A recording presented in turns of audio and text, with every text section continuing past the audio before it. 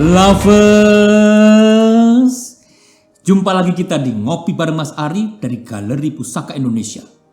Episode kita kali ini kita akan bahas satu koleksi luar biasa, paling luar biasa mungkin, dari Galeri Pusaka Indonesia yang merefleksikan kecanggihan puncak teknologi metalurgi perkerisan, yaitu keris Sedayu Dapur Panimbal 9 Tangguh Sedayu Wilwatikta abad ke-15.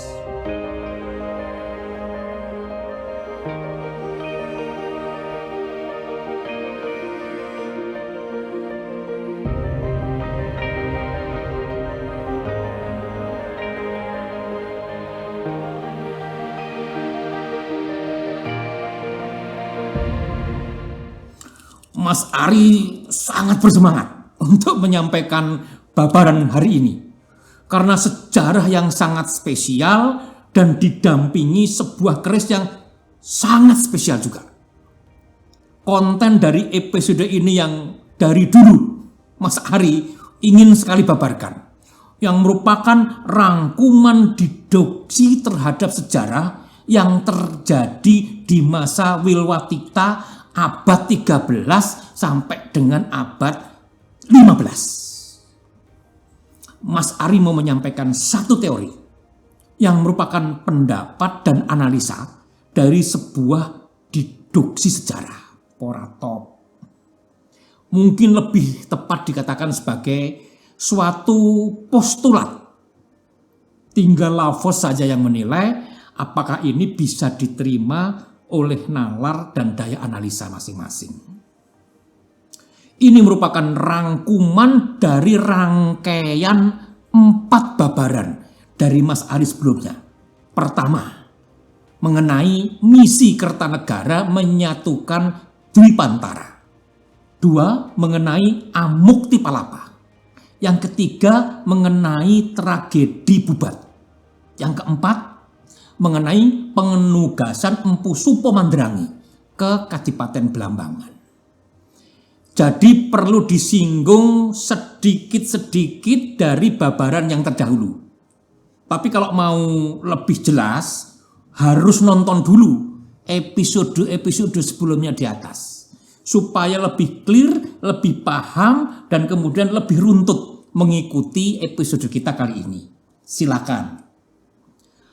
Perlu dipahami terlebih dahulu bahwa konsep penyatuan Dwipantara sudah dicanangkan oleh Raja Kertanegara ketika ia naik tahta pada tahun 1268. Nah, ini kira-kira 60 tahun kemudian diadopsi oleh seorang patih dari Wilwatikta bernama Gajah Mada, yang disampaikan pada saat pelantikannya sebagai Patih Majapahit pada tahun 1334. Cuma kata Dwipantara waktu itu diganti jadi Nusantara.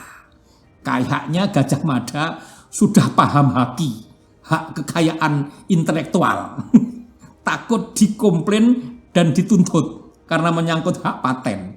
Tapi begini, ini teori pertama yang Mas Ari mau sampaikan. Mohon disimak baik-baik. Bahwa sumpah ini berbeda sekali secara derajat dan komitmen kerajaan dengan yang dicanangkan oleh Kertanegara, Raja Singosari. Kertanegara ini kan sebagai raja juga adalah panglima tertinggi.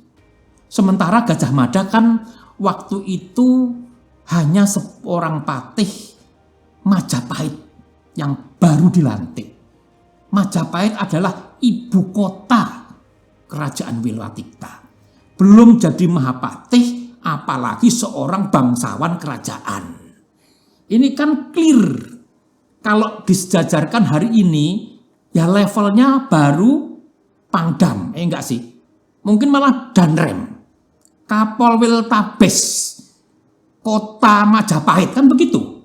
Atau ya wali kota, walaupun wali kotanya mungkin wali kota ibu kota kerajaan. Di atasnya masih banyak lagi jabatan-jabatan penting yang level kerajaan. Memang kemudian dia menjadi Mahapati.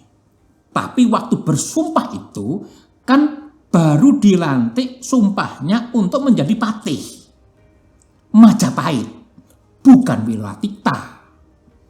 Harus disadari esensi dari sumpah. Ini kan membuat haluan negara, haluan kerajaan Wilatikta. Strategi politik luar negeri kerajaan Wilatikta. Menggunakan kekuatan militer dan resource kerajaan Wilatikta. Ini kan bukan domainnya seorang patih ibu kota kerajaan. Seharusnya ini merupakan wilayah keputusan raja. Yang perlu difahami adalah apakah komitmen raja sama dengan rencana strategi dan politik luar negeri yang dicanangkan oleh Gajah Mada. Nah, ini yang Mas Ari mau garis bawahi. Manuver Gajah Mada memang sangat luar biasa, sehingga paham pun dikuasai atas realisasi daripada sumpahnya. Tapi menurut Mas Ari, hal ini dilakukan out of authorization, di luar kontrol, di luar kuasanya. Tapi nanti kita lanjut, ngopi dulu.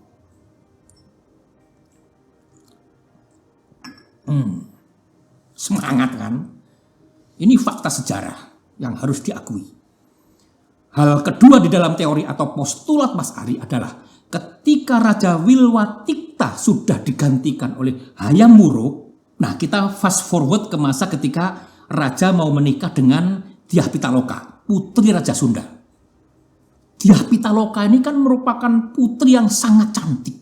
Sehingga tentu Hayam Wuruk yang menjadi Raja Wilwatikta kan jadi ngarep, yang ayu menunggu hari bahagia itu, berharap banget segera menikahi putri yang cantik jelita. Rombongan Dyah Pitaloka yang diantar langsung oleh Raja Sunda ketika mencapai gerbang ibu kota Wilwatikta, tepatnya di lapangan Bubat, dalam tanda kutip diterima oleh Gajah Mada. Nah, sekali lagi harus dipahami dulu isi Sumpah Palapa. Sunda ini merupakan daerah yang disebut dalam Sumpah Palapa. Dan saat itu yang satu-satunya daerah yang belum ditaklukkan ya tinggal Sunda. Daerah yang difasilitasi oleh Wilwatikta sudah jauh lebih luas dari target Sumpah Palapa. Kecuali Sunda. Ini kan nggak teli. Nah, berhubung Raja Sunda ada di depan mata, maka Gajah Mada yang udah desperate, bukannya menyambut sebagai tuan rumah sebagaimana perintah dari Hayam Wuruk, tetapi malah melakukan manuver militeristik dengan memanfaatkan kehadiran Raja Linggabuana, yaitu menganggap kehadiran raja di situ sebagai tanda penyerahan kerajaan Sunda untuk tunduk di bawahnya, dan di-state oleh Gajah Mada di depan Raja Linggabuana.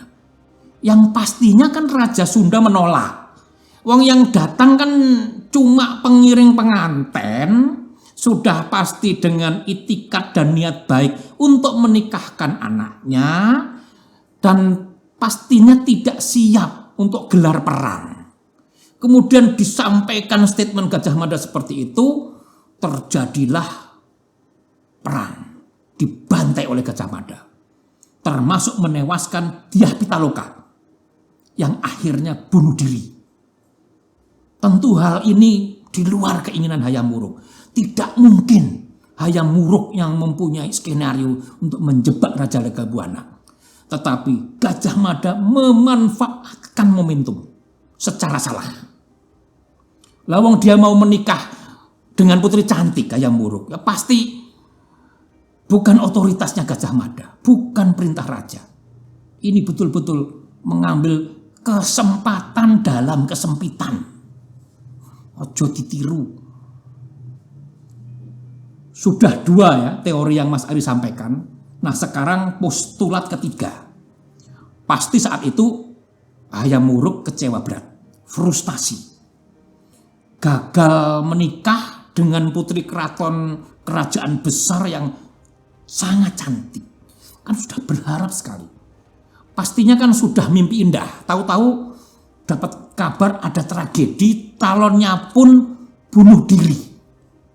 Dilema antara Gajah Mada yang sangat berjasa kepada kerajaan tetapi melakukan tindakan di luar otoritasnya, akhirnya dengan segala kekecewaannya Gajah Mada pun dilengserkan. Kesalahan yang sangat besar. Yang menjadi postulat adalah perasaan kecewa yang mendalam ini akhirnya dimanifestasikan dengan membuat keris yang menjadi pengingat kerajaan, yaitu keris luar biasa Kanjeng Kyai Sumelang Gandring. Sumelang yang berarti was-was atau keprihatinan, dan gandring yang artinya pengkhianatan. Jadi artinya adalah sebuah keprihatinan terhadap pengkhianatan yang diwujudkan dalam satu karya keris.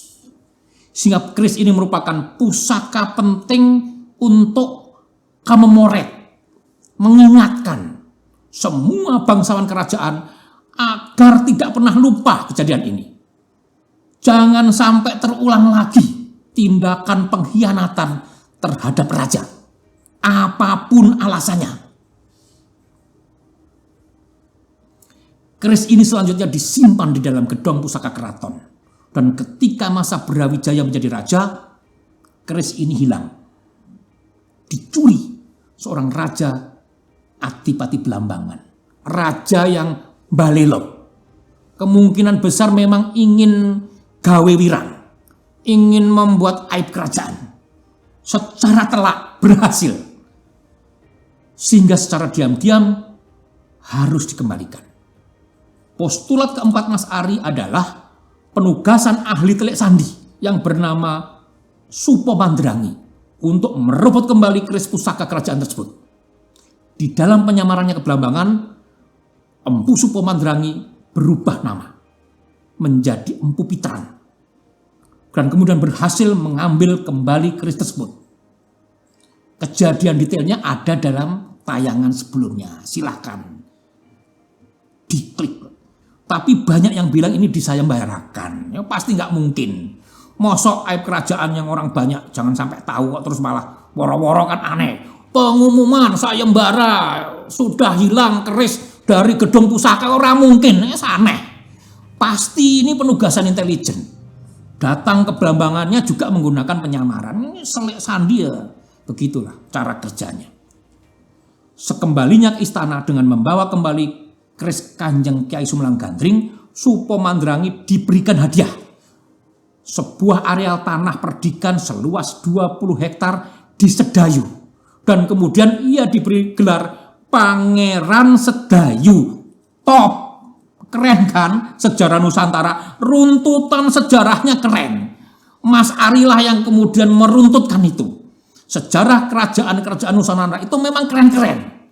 Nah, kok film-film sejarah malah dibikin fiksi, ada yang-yangan yang gak jelas, apa yang-yangan pacaran, gini gitu. Justru malah harusnya betul-betul konkret menggali apa nilai di sebalik langkah-langkah yang bersejarah. Itu jauh lebih keren. Penontonnya pasti banyak, yakin.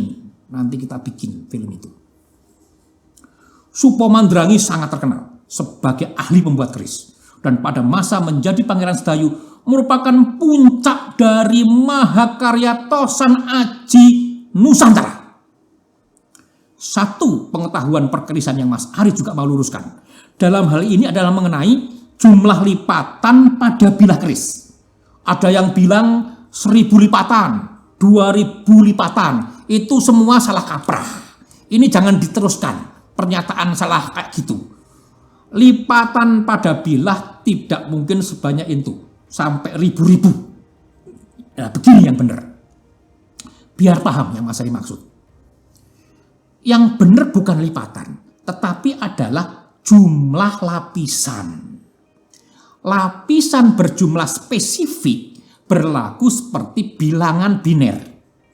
Lapisan dapat menentukan tangguh suatu era. seperti 64 untuk Surakarta, 256 untuk Singosari, 1024 untuk Wilwatikta abad 14, dan 2048 untuk Wilwatikta abad 15. Nah, jumlah lapisan memang spesifik dengan mengikuti deret angka 2 pangkat N.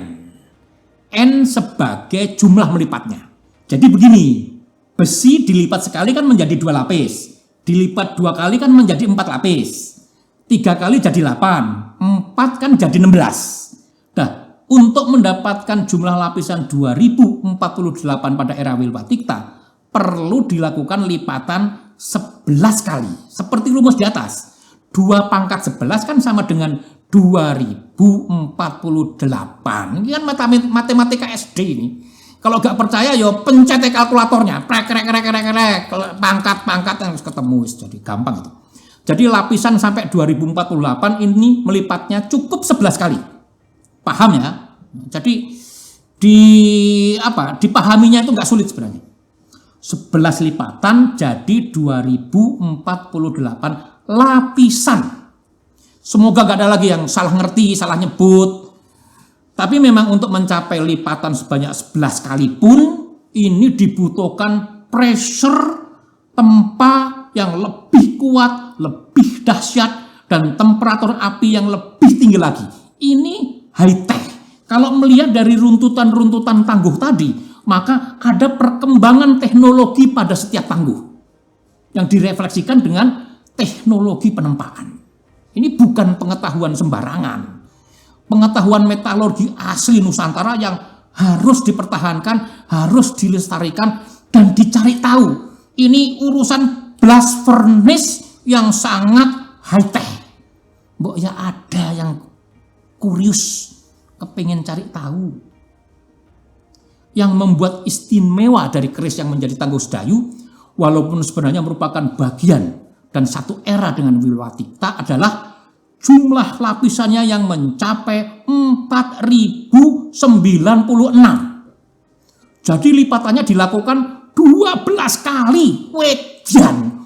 Apinya pasti ya, titik didih apinya pasti lebih panas. Menempanya lebih keras lagi.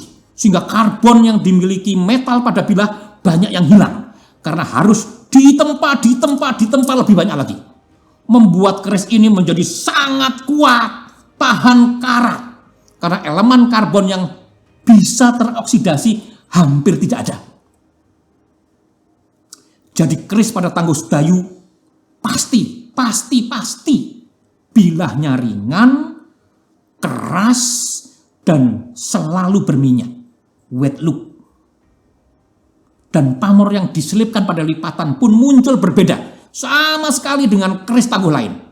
Maka Tangguh Sedayu merupakan puncak dari kecanggihan pengetahuan metalurgi Nusantara yang dikreasikan oleh Empu Supomandrangi the Greatest. Seperti halnya keris koleksi Galeri Pusaka Indonesia yang kita babar hari ini. Keris yang sangat luar biasa. Warangkanya Ladrang Surakarta dengan gaya kesatrian gandarnya Iras. Kayunya ini adalah kayu cendana wangi. Dilihat dari serat kayunya yang berlapis serta warna kayu yang kecoklatan tua, warangka ini bisa dipastikan sudah sangat sepuh. Pendoknya ini adalah pendok belewahan gaya Surakarta yang bahannya dari swasa dengan motif lung anggur, tanaman anggur. Dengan deder kayu tayuman dengan gaya Surakarta Wanda Pakubuanan. Umurnya yang sepuh terlihat dari serat dan warna yang sudah kecoklatan. Mendaknya terbuat dari bahan emas dengan dihiasi berlian susun 3 baris. Luar biasa. Sangat luar biasa. dan balance.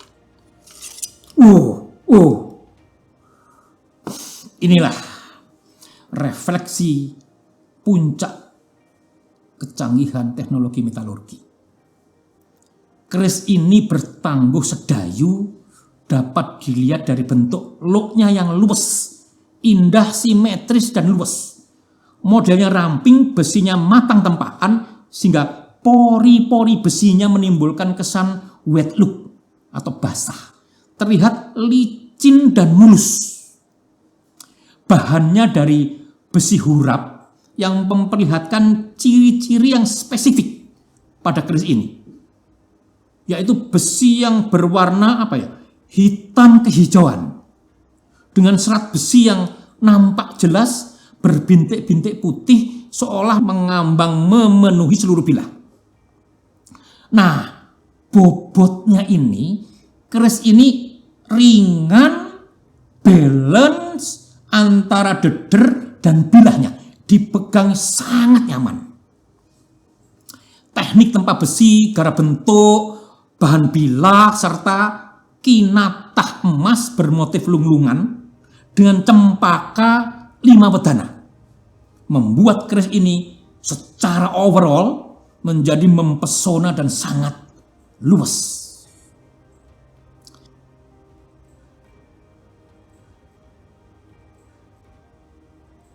Rician pada keris berdapur Panimbal 9 ada kembang kacangnya, ada jalen, ada lambe gajah, dan satu lagi yang menarik. Rician dari keris ini adanya kruwingan yang menambah kesan luwes dan demes pada keris ini. Serta bentuk kembang kacang nguku bimo yang sangat presisi dan sempurna dan masih sangat terjaga.